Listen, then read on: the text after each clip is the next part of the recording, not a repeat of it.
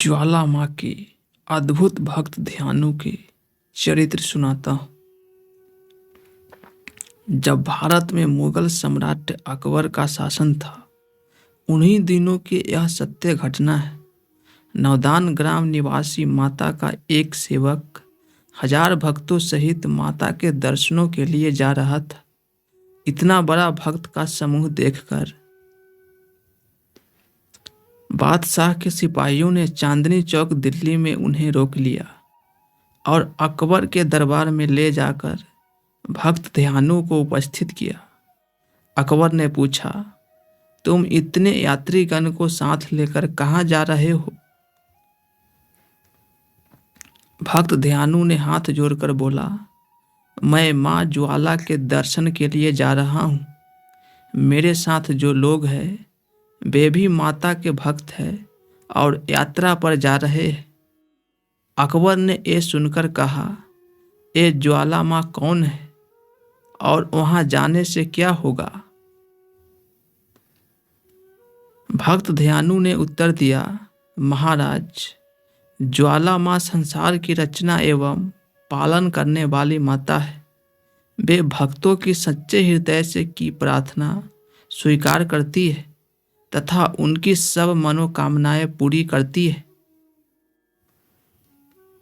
उनका प्रताप ऐसा है, उनके स्थान पर बिना तेल बत्ती के ज्योति जलती रहती है। हम लोग प्रति वर्ष उनके दर्शन करने जाते हैं।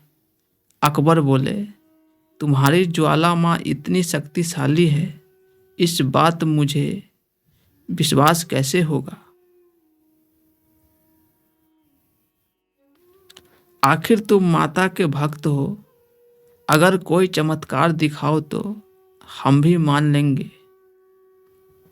भक्त ध्यानु ने विनम्रता पूर्वक कहा, श्रीमान, मैं तो माता का एक तुच्छ सेवक हूं। मैं भला क्या चमत्कार दिखा सकता हूं? अकबर ने कहा, अगर तुम्हारी भक्ति सच्ची होगी तो ज्वाला माँ तुम्हारी बात जरूर मानेंगे। हम तुम्हारे घोड़े की गर्दन अलग किए देते हैं। तुम अपनी ज्वाला माँ से कहकर उसे दोबारा जिंदा करवा लेना। इस प्रकार घोड़े की गर्दन काट दी गई। भक्त ध्यानु ने कोई उपाय न देखकर बादशाह से 1 माह की अवधि तक घोड़े के सर व धड़ को सुरक्षित रखने की प्रार्थना की। अकबर ने भक्त ध्यानु की बात मान ली। यात्रा करने की अनुमति भी मिल गई।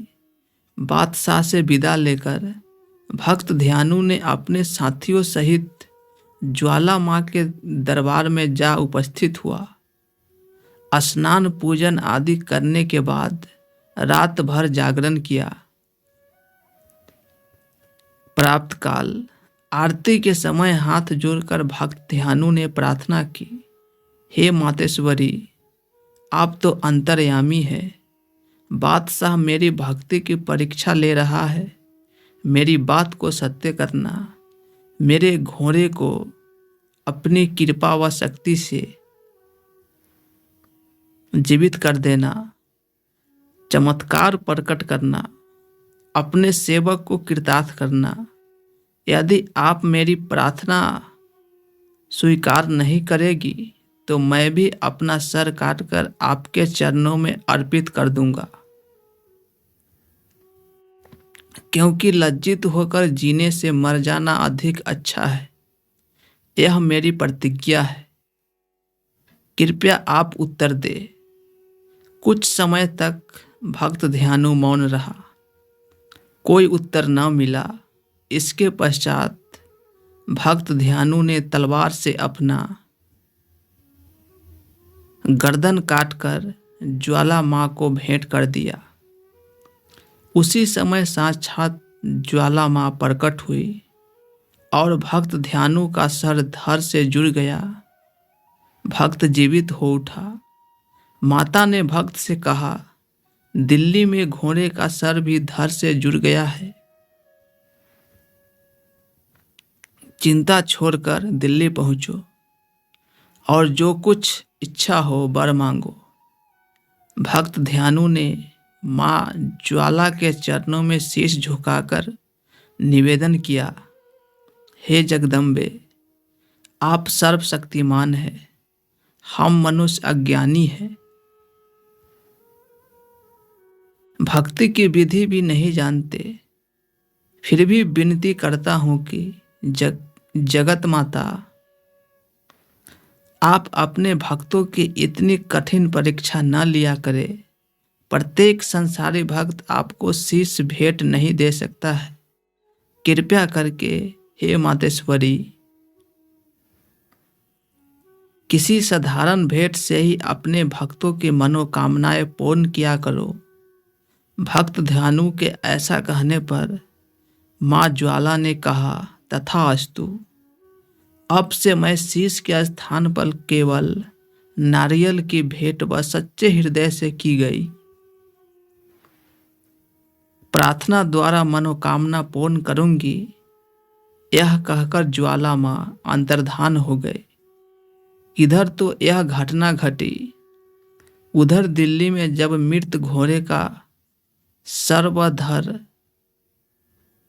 ज्वाला माँ की कृपा से अपने आप जुड़ गए और वो जीवित हो उठा, तो सब दरबारियों सहित बादशाह अकबर आश्चर्य में डूब गए। बादशाह ने अपने सिपाहियों को ज्वाला जी भेजा। सिपाहियों ने वापस आकर अकबर को सूचना दी कि वहां जमीन से आग की लपटें निकल रही है। शायद उन्हीं की ताकत से यह चमत्कार हुआ है। अगर आप आज्ञा दे तो इन्हें बंद करवा दे। अकबर ने स्वीकृति दे दी। सिपाहियों ने सर्वप्रथम ज्वाला माँ के पवित्र ज्योति ऊपर लोहे की मोटे मोटे तवे रखवा दिए, परंतु दिव्य ज्योति तवे फाड़कर ऊपर निकल आई। इसके पश्चात एक नहर का बहाव उस ओर मोड़ दिया गया, जिससे नहर का पानी निरंतर ज्योति के ऊपर गिरता रहे। फिर भी ज्योतियों का जलना बंद न हुआ। शाही सिपाहियों ने अकबर को सूचना दी, ज्योतों का जलना बंद नहीं हो सकता। हमारी सारी कोशिशें व्यर्थ हो गई। आप जो उचित समझे वह करे। यह सूचना पाकर बादशाह अकबर ने दरबार के विद्वानों से विचार विमर्श किया। विद्वानों ने विचार करके कहा कि आप स्वयं जाकर देवी चमत्कार देखें तथा नियम अनुसार भेंट आदि चढ़ाकर ज्वाला माँ को प्रसन्न करें। अकबर ने विद्वानों की बात मान ली। सवा मन पक्का सोने का भव्य छत्र तैयार हुआ। फिर वह छत्र अपने कंधे पर रखकर नंगे पैरों ज्वाला जी पहुंचे और दिव्य ज्योति के दर्शन किए। मस्तक श्रद्धा से झुक गया। अपने मन में पश्चाताप होने लगा और कहने लगा, हे ज्वाला माँ, मैं आपको सवा मन का पक्का सोने का भव्य छत्र भेंट स्वरूप चढ़ा रहा हूं।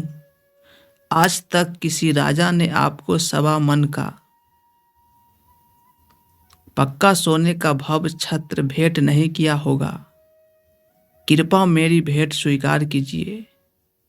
अकबर के घमंड भरे शब्द बोलते ही छत्र पर एक दिव्य ज्योति प्रकट हुई और फिर अकबर से वह छत्र नीचे गिर गया। और जैसे ही वह छत्र गिरा, वो सोने का न रहा, किसी विचित्र धातु का बन गया, जो न लोहा था, न पित्तल, न तंबा, न और कोई धातु। अर्थात ज्वाला माँ ने भेंट अस्वीकार कर दी। इस चमत्कार को देखकर बादशाह अकबर ने अनेक प्रकार से स्तुति करते हुए ज्वाला माता से क्षमा की भीख मांगी और अनेक प्रकार से पूजा करके दिल्ली वापस लौटा। आते ही सिपाहियों के लिए सभी भक्तों से प्रेम पूर्वक व्यवहार करने का आदेश दिया।